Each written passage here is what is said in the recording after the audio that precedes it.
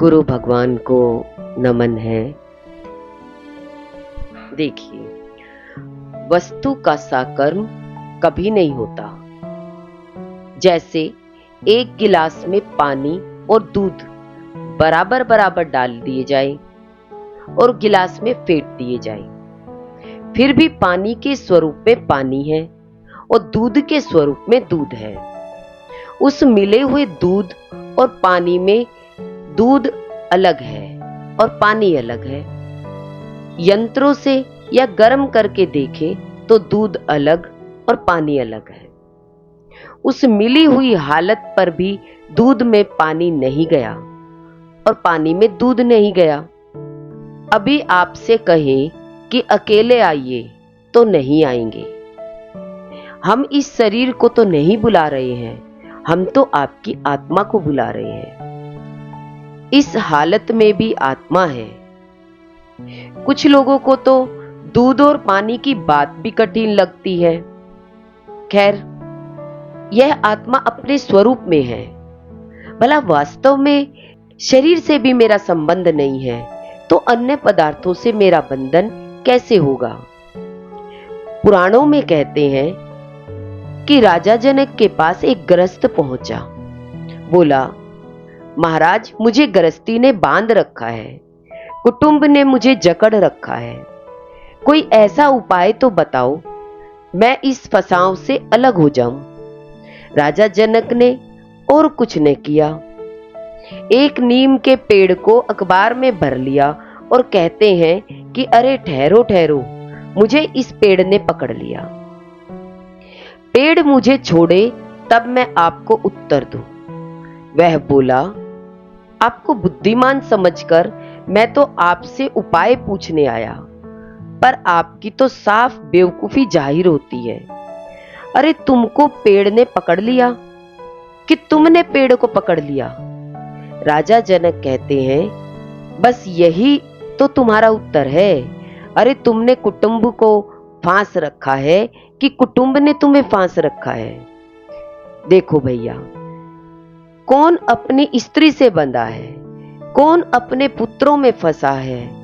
केवल ख्याल बनाकर ये स्वयं फंस रहे हैं। अरे, वह पर के द्वारा तुम्हारे से टस से मस नहीं हो सकता। तुम्हें कोई दूसरे बांधने वाले नहीं है। वस्तु स्वयं मिल जाए, तन्मय हो जाए, तुम्हारे जो बंधन है वे तुम्हारे ही बंधन है। विचित्र कर्मों का उदय है, दूसरों की करतूत से बंधन नहीं है। यदि सत्य स्वरूप देखने में आ जाए तो बंधन नहीं रहता है। अपना सत्य स्वरूप देखने में न आए तो बार बार ही दृष्टि लगी रहे तो अपने ही अपराध का बंधन है। दूसरे से बंधन कहाँ है, क्लेश कहाँ है?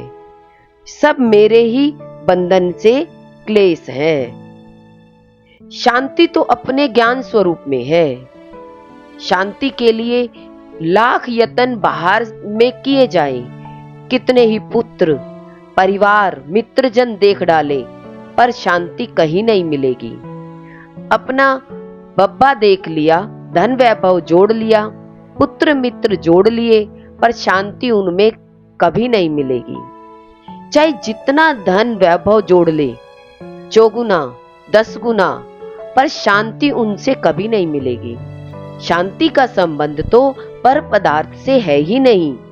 अगर पर पदार्थों से शांति होती तो तीर्थंकर और चक्रवर्ती इत्यादि बड़े पुरुष धन वैभव इत्यादि को क्यों न त्याग देते? धन वैभव से तो बंधन ही है, शांति तो रंच मात्र भी नहीं है। बंधन तो मेरी बाह्य दृष्टि से हो रहे हैं। मैं अपने आप को संभालूं तभी अपने आप में सुखी हो सकता हूं। यदि मैं अपने को न संभाल सका तो दुख हो जाते हैं। दुख करने वाला कोई दूसरा नहीं है। अरे, नीति की बात है। देखिए, हमें यह बात अनुभव में मालूम पड़ती है कि मैं शरीर से न्यारा हूं, फिर और बंधुओं के साथ एकता कहां से हो? जब शरीर ही मेरा साथी नहीं है तब और बंधुओं के कुटुंब परिवार के साथ एकत्व कैसे हो सकता है? ऐसा मानो कि मैं सबसे न्यारा हूं, अपने आप को अलग देखने में ही आनंद है। जिसने दूसरों से मिला हुआ अपने को देखा, उसे आकुलता ही होती है।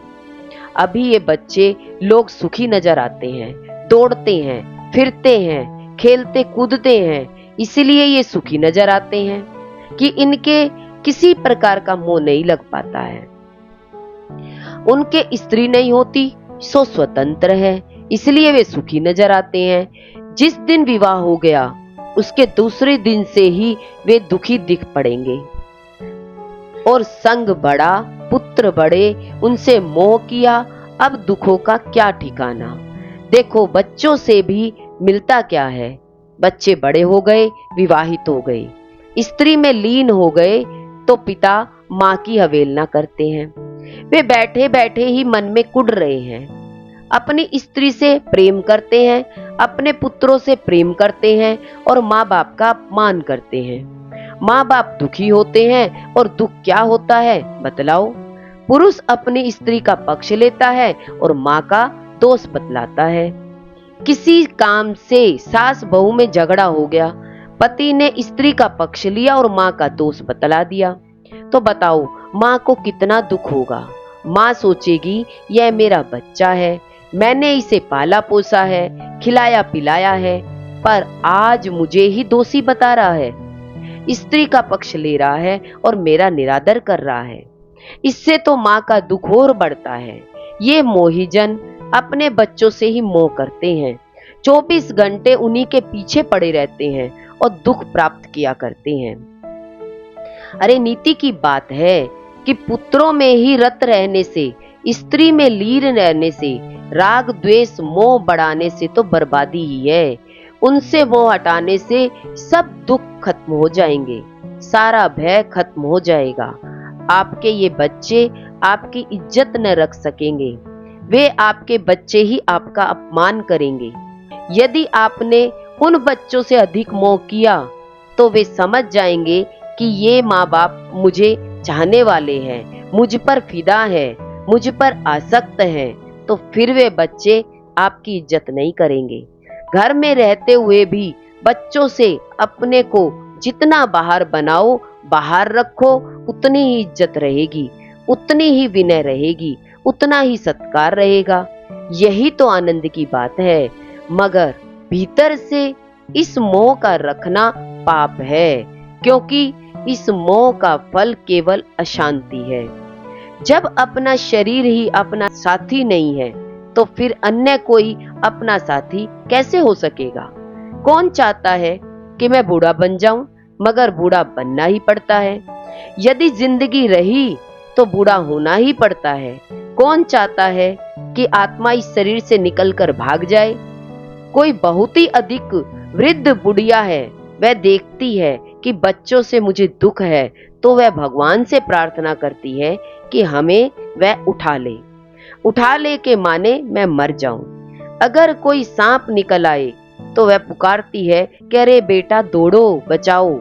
बच्चा दौड़ा आए और कहे कि तुम तो रात दिन यह कहती थी कि भगवान मुझे उठा ले, और अब हमें पुकारती है।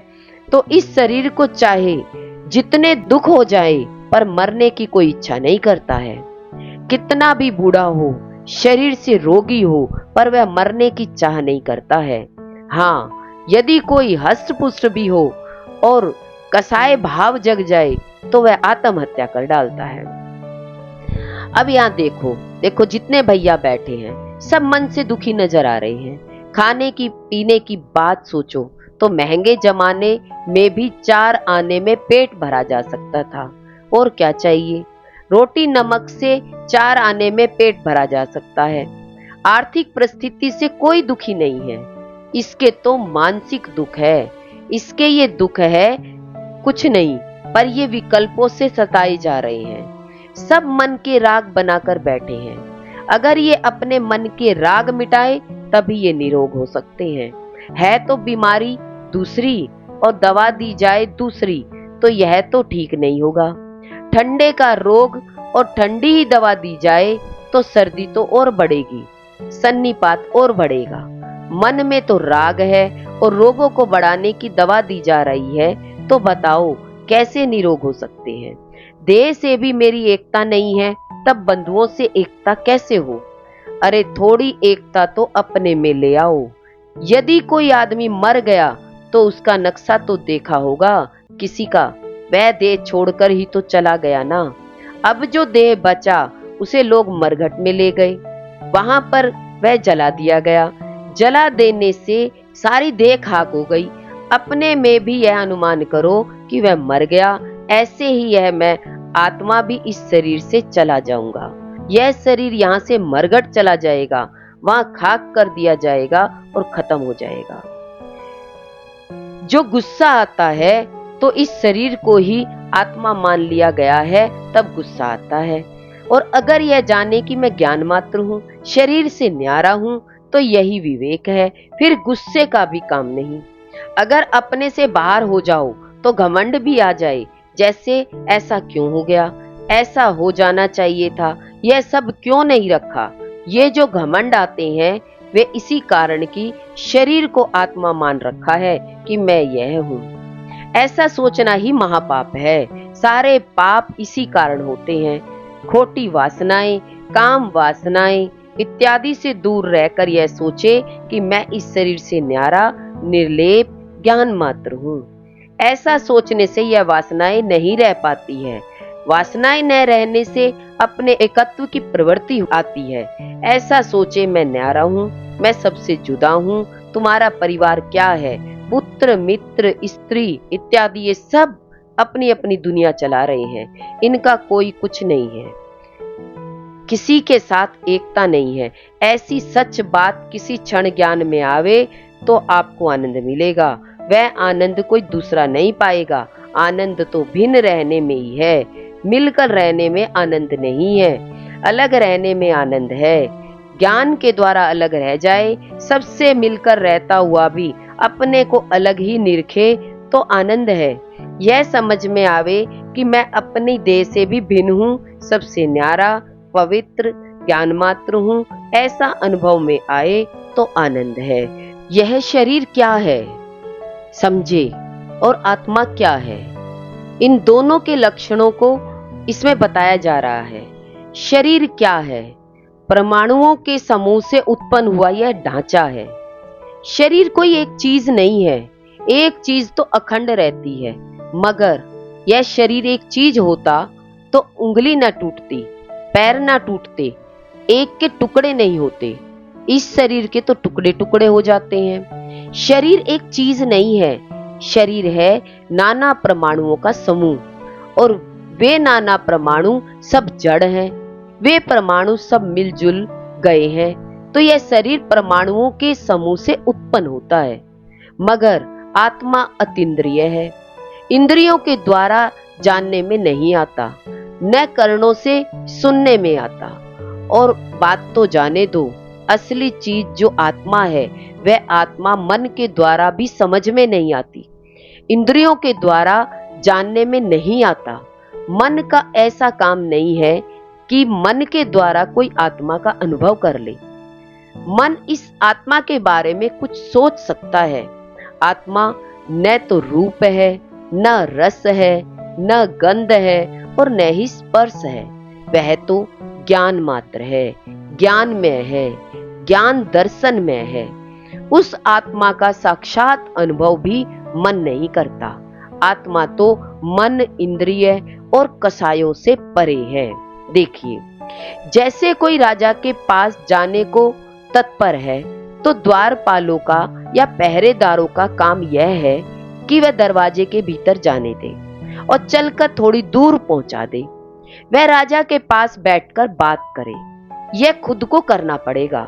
द्वारपालों का काम केवल यह है कि आंगन तक पहुंचा दे, पर राजा से मिलने का, बात करने का काम तो तुम्हारा ही है। इसी तरह यह मन चौकीदार की तरह है, द्वारपाल की तरह है।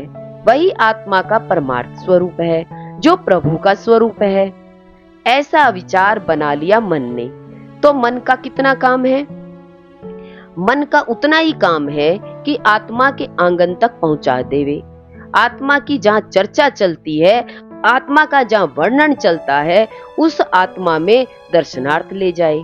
यह जड़ मन आत्मा से न मिलेगा, इस आत्मा से भिन्न होकर आत्मा के विचार का कारण भर बनेगा। यह उपयोग खुद मिलेगा, मन नहीं मिल सकता। इतना परे है यह आत्मा। आत्मा में सार है क्या? ज्ञान ही इसका सार है। आत्मा को सरल शांति चाहिए। ऐसी दृष्टि बनाओ कि मैं आत्मा ज्ञान मात्र हूं, जानन ही प्रतिभास है, जानन ही इस आत्मा का प्रकाश है, यही मात्र मैं हूं। इस ज्ञान प्रकाश के साथ इस ज्ञान को जोड़ो, ज्ञान स्वरूप को देखो, ज्ञान का प्रकाश ही अपने स्वरूप को मानो और सारी बातें भूल जाओ। किसी का परिवार कहाँ है, किसी का स्थान कहाँ है, इत्यादि बातों को भूल जाओ। केवल अपने ज्ञान स्वरूप को देखो तो अपने आत्मा के सुख का अनुभव हो जाए। ऐसी आत्मा को ज्ञान विग्रह कहा है। ज्ञान ही इस आत्मा का सार है। ऐसी आत्मा में अगर कोई स्थिर हो जाए तो उससे ही अपने आप का अनुभव हो सकता है। आत्मा का श्रद्धा, आत्मा का ज्ञान और आत्मा में रमना, इसी से आत्मा शुद्ध हो सकती है। जिन जिन पदार्थों से मेरा संबंध है, अपनी कल्पनाओं से जिन जिन पदार्थों को हम अपना मानते हैं, वे सारे पदार्थ मेरे स्वरूप से बिल्कुल अलग हैं। अपने सत्व को निरख कर निर्णय करो कि जितने भी निकट और बाहर के संबंध है, वे सब के सब मेरे स्वरूप से बिल्कुल अलग हैं, और जितने भी जीव हैं, वे सब जीव मेरे स्वरूप से बिल्कुल अलग हैं। सो यह निर्णय कर लो कि उनसे मिलता क्या है। आपके माने हुए घर, वैभव, पुत्र, परिवार इत्यादि आपसे कितने बाहर है, बिल्कुल अलग है। उनसे मुझ में कुछ नहीं आता। कभी कभी अपने बच्चों से हैरानी हो जाती है इन बातों में से कि बहुत राग होने पर भी ये नहीं मानते हैं। इनमें लीन होने से आप अपना हित नहीं करते हैं। अपने सत्य स्वरूप को देखो। बाह्य से मेरा कुछ संबंध नहीं, उन पर मेरा कुछ अधिकार नहीं। वे स्वयं अपना लाभ समझकर अंडर में आते हैं, अधीन बनते हैं। पर के चाहने से, पर से मोह करने से स्वाधीन नहीं बन सकते हैं। अपने अधीन बना लो उनको, तो यह बात तुम्हारे वश की नहीं। हम अपना स्वार्थ समझकर किसी दूसरे के अधीन बन जाएं, मैं यह हूं अलग पर पराधीन बन जाऊंगा। पर के चाहने से किसी को अपने अधीन बना लो, यह नहीं हो सकता। वह स्वयं पराधीन बन जावे तो वह अपनी स्वतंत्रता से पराधीन बनता है, दूसरों में पराधीन बनने के कार्य में नहीं बनता। हम स्वयं ही अज्ञानवश कल्पना में आत्मसमर्पण कर देते हैं। जगत के जितने पदार्थ हैं, वे सब स्वयं परिणमनशील है। मैं यहाँ बैठा हूँ और यह चटाई या फर्श हमारी छाया रूप परिणम हो गई। यह तो पृथ्वी और चटाई खुद छाया रूप हो गई। मैंने इसे छाया रूप बना दिया हो तो मैं नहीं बन सकता। उस समय यह देह हाजिर था कि यह स्थान स्वयं छाया रूप परिणत गया। एक मनुष्य किसी सेठ को गाली दे देता है और वह सेठ गुस्सा करे तो सेठ स्वाधीन बनकर स्वतंत्रता से अपना ख्याल बनाकर कि इसने मुझे गाली दी है, यह मुझे कुछ नहीं समझता, ऐसा ख्याल बनाकर खुद अपनी स्वतंत्रता से खेद कर रहा है। पर गाली देने वाला सेठ को क्रोधी नहीं कर सकता। वह स्वयं क्रोध के उपादान वाला है तो क्रोधी बन जाए, मगर गाली देने वाला सेठ पर क्रोध नहीं कर सकता, क्योंकि गाली देने वाला यदि अपनी परिणति से क्रोध कर देता है तो हर एक में क्रोध क्यों नहीं कर देता। साधु को क्रोधी क्यों नहीं कर दिया। साधु भी कदाचित अपने स्वरूप से हटकर क्रोधी बन जाए तो वह स्वयं ही परिणति से क्रोधी हो गया, क्योंकि कोई दूसरे पर क्रोध नहीं कर सकता। क्रोध करने वाला खुद क्रोध करता है। कसाई करने वाला, विषयों में आसक्ति रखने वाला स्वयं ही अपना ख्याल बनाकर ऐसा बुरा बन जाता है। प्रत्येक कोई किसी दूसरे को बुरा भला नहीं बनाता, कोई क्रोध नहीं करता, खुद ही ख्याल बनाते हैं और इस रोग के बीमार बनते रहते हैं। आत्मा में तो स्वभाव से राग नहीं रहता है। आत्मा तो एक अमूर्त है, ज्ञान और आनंद स्वरूप को लिए हुए मात्र है। इसमें अन्य कुछ पिंड रूप चीज नहीं है। इसमें कोई भार भी नहीं है। यदि कोई भार हो तो बतलाओ। इस आत्मा में कोई भार लादा है क्या? कोई भार तो इस जीव में नहीं करता है। खुद ही भीतर ख्याल बनाकर इतना भार लादा हुआ है कि उठ नहीं पाता, आराम से बैठ नहीं पाता।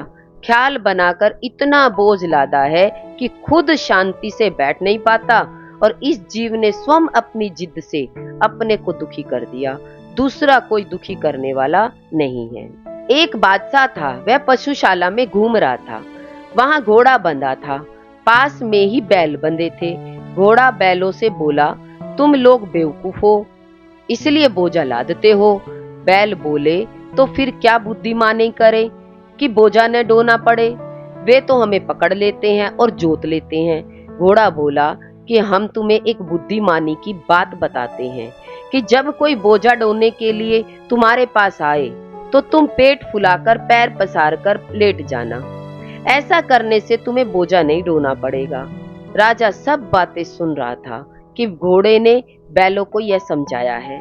दूसरे दिन जब बैल जोतने वाले बैल के पास पहुंचे तो मरा सा पाया उन्हें। राजा के पास बैल वाले पहुंचे, बोले, महाराज बैल तो मर गए, अब किसको जोतें? राजा बोला कि अच्छा, पास वाले घोड़े को जोत ले आओ। बैलों का बोझा घोड़ा कहां सहन कर सके। वह हाफता हुआ किसी तरह से अपने स्थान पर पहुंचा। अब उस घोड़े ने बैलों को समझाया कि देखो, दूसरे दिन पेट फुलाकर नहीं लेट जाना, नहीं तो डंडे और कोड़े खाओगे। राजा भी वहां घूमने गया था। घोड़े की बात राजा ने सुनी। राजा ने सोचा कि देखो, कल तो बैलों को इस तरह से समझाता था कि पेट फुलाकर लेट जाना तो बोझ नहीं ढोना पड़ेगा, पर आज वह यह समझ रहा है अगर पेट फुलाकर पैर पसार कर लेट गए तो डंडे खाओगे। राजा थोड़ी देर बाद रानी के यहाँ गए। वहां मन में राजा ने कहा कि कल यूं तो समझाया, पर आज यूं समझाया घोड़े बदमाश ने। ऐसा सोचते ही राजा को हंसी आ गई। राजा की यूं हंसी देखकर रानी पूछती है कि तुम्हें हंसी कैसे आई? राजा ने कहा, देखो कि यह तुम्हारा घोड़ा बदमाश है। कल बैलों को समझा रहा था कि पेट फुलाकर पैर पसार कर लेट जाना तो बोझा न ढोना पड़ेगा, पर आज यूं समझाया कि दूसरे दिन से पेट फुलाकर पैर पसार कर नहीं लेट जाना, नहीं तो चमड़ी उधेड़ी जाएगी। रानी ने राजा से पूछा कि तुम्हें घोड़े की बोली समझना किसने सिखाया? हमें भी सिखवा दो। राजा ने कहा कि सिखाने वाले ने कहा था कि अगर स्त्री जाति को सिखाया तो तुम मर जाओगे। राजा को यह भय लगा कि अगर सिखा दूंगा तो मर जाऊंगा। रानी ने बहुत हठ किया। तब राजा ने कहा कि अच्छा, 2 दिन बाद मैं तुम्हें सिखा दूंगा। अब तो सभी पशु यह जान जाते हैं कि हमारा राजा 2 दिन बाद में मर जाएगा। बैल, घोड़ा, कुत्ता सभी उदास हो गए, यह सोचकर कि हमारा राजा तो 2 दिन बाद में मर जाएगा। मगर मुर्गा मुर्गी सब खेल रहे थे। कुत्ता बोला, ए मूर्खों, तुम्हें यह पता नहीं कि अब खेलना ठीक नहीं है, क्योंकि राजा मर जाएगा। मुर्गा मुर्गी कहते हैं कि हम इसलिए नहीं खेलते कि राजा मर जाएगा, किंतु इसलिए हंसते हैं कि राजा अपनी बेवकूफी से मर रहा है। कुत्ता बोला, बेवकूफी क्या है? मुर्गा मुर्गी बोले, बेवकूफी यह है कि अपनी गलती से ही स्त्री को सिखाने के लिए तैयार हो गया है। अगर वह रानी के हट करने पर डंडे मारने को तैयार हो जाता तो उसे अभी मरना न पड़ता। उसकी ही तो गलती है। राजा यह भी सुन रहा था कि अब उसकी समझ में आ गया। राजा 2 दिन बाद रानी के घर तो गया, किंतु साफ कह दिया कि जा नहीं सिखाता तो सोचो कि संपदा, घर बार, बच्चे कोई भी मुझे दुखी नहीं करते हैं, कोई दूसरा दुख करने वाला नहीं है। स्वयं ही मोह करके, ममता करके ये दुखी हो रहे हैं। दुख को दूर करना हो तो सच्चा ज्ञान जगा लो। सच्चा ज्ञान जगाने से ही दुख दूर होंगे। अगर कोई चीज बन गई तो उससे मुझ में क्या बन गया, और अगर चीज बिगड़ गई तो उससे मुझ में क्या बिगाड़ हो गया। यह सम्यक ज्ञान की बात कह रहा हूँ। यह सम्यक ज्ञान की बात कही जाने पर भी ये रागों में ही गोते लगा रहे हैं। इन रागों में लगाव होने पर भी यदि सच्चा ज्ञान जगता है तो आकुलताई नहीं होती है। इतना फर्क हो जाता है मिथ्या दृष्टि में तो राग भी रहता है और राग में भी राग रहता है। सम्यक दृष्टि भी करते हैं कोई राग, किंतु वे राग में राग नहीं करते हैं। इसका वे अंदर से दुखी मनाया करते हैं। वे तो सब बातें यथार्थ समझते हैं, फिर भी राग परिणति देखकर दुखी होते हैं। यह ज्ञान मात्र सबसे निराला अपने को समझो, केवल कर्तव्य मात्र समझो कि यह मैं इस दशा के कर्तव्य ही करता रहता हूँ। जिन पदार्थों से मेरा संबंध है वे सब पदार्थ मेरे स्वरूप से जुदा है, बिल्कुल जुदा है। पूर्व जन्म के कौन से वैभव साथ आए और जगत के इस जन्म में भी कौन से वैभव साथ ले जाएंगे, ये तो सब ख्याल बनाकर ही दुखी हो रहे हो। अच्छा ज्ञान जग गया, वस्तु के स्वरूप अनुरूप तो अच्छा है, और यदि अपने स्वरूप से हट गए तो कुबुद्धि आ गई तो ठीक नहीं होगा। पर की परिणति का अपने पर बोझ लादना भ्रमवश ही होता है। गुरु भगवान के शुक्राने हैं।